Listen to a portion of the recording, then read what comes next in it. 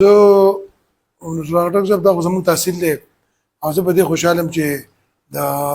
خټک صاحب هم د دې تحصیل سره تعلق دی او د زکریا صاحب ډېر ډاکټرانو او چې کومې جذبې سره دوی لګیا دي زه خو والله چې ما څه الفاظ نشته چې دوی شکریا ادا کړم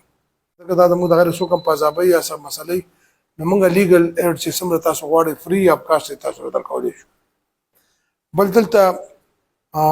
په هسپتال کې چې رښتیا خبره وه دلته خلک سیاسي طور باندې وکړه شو او ټول به خلکو حجرې ساتلې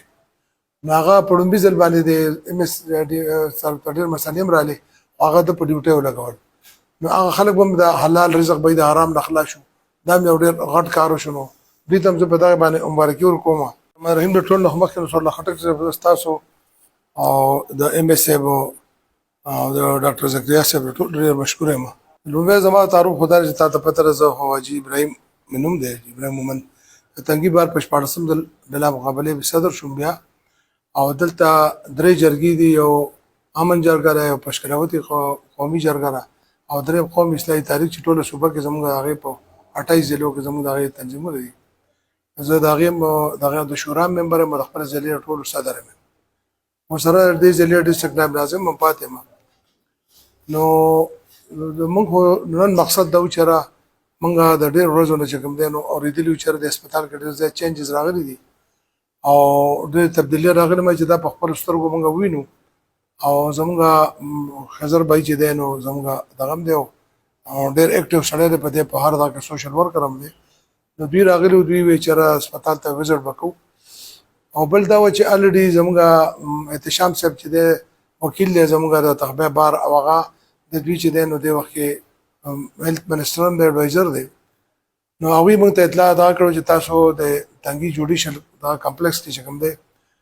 بلکې الریډي د کچرو کې تاسو د ډسپنسري جوړو نو هغه د ما وی چې زه ام اس سره په هغې لږ دغه مشوره وکړم ځکه د دوی د تعاون نه خو بغیر نه کېږي نو یو دا وه بل دا وه چې موږ الریډي میډیکل جوډیشل کمپلیکس زموږ دلته د هسپتال او دغه هسپتال ته مخامخ او د ګرلز ډګري کالج سره جوخت دا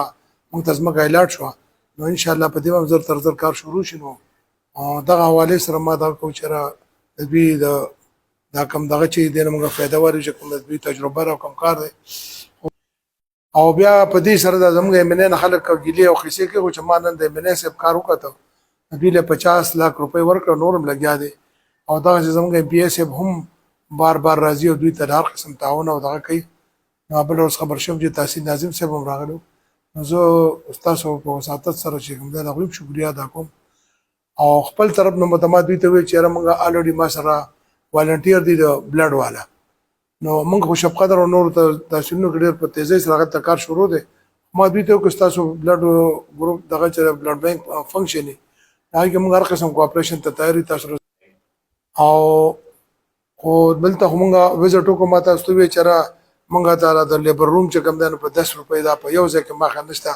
دا دغه دی هغې ټول دغه چې دي هلته 24 غنټې یعنې په هفته کې 7 ورځې 7 ورځې او 24 اورز دلته چې کوم دی ډاکټر موجود دی نو دا زموږ خو دلته علاقه غریب علاقه څوک چې دغه شي نو هغه پېښور ته ځي یا 400 ته ځي نو هغوی ته ډېره ګران دی نو یو خو دا هم چې کوم دا دوی دغه کړی دی نو دا هم چې دی نو ډېر زیات دغه دی بل ما چې وکتل نو یونیسف زما خیال په لومبي ځل په تنګي هسپتال کې کار کړی دی وواله چې دوی دا ما دلته زه خاص کار زموږ د مردخانه چې کوم ما چري دا ډېر په بد حالت وه ډېر زیات سره نو هغې کې چې کوم دوی دغه کړي بیا هغې سره کوم واشروم جوړ کړي دي بیا موږ چې هلته لاړو چې کوم دغه والا ریپروډکټیو چې کوم هغه تولیدي مرکز دی دغه پاس زنانو نو هغې کې چې کوم دوی دغه کړی ما هلته دننه لاړم چې ما د هغوی هغه دغه وکتل او هغه تنظیم ورته واټر ټانک بیا هلته یو ټانکۍ ده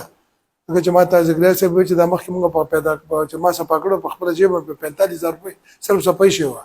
هغه یونیسف والا په هغې کې ډېر زیات ښه طریقې سره کار کړی دی بل چې مونږ دا واډز او زه مخکې یو ځل ما وزټ کړو خو ما ټوټل چینج وکتل دوی په دغه کې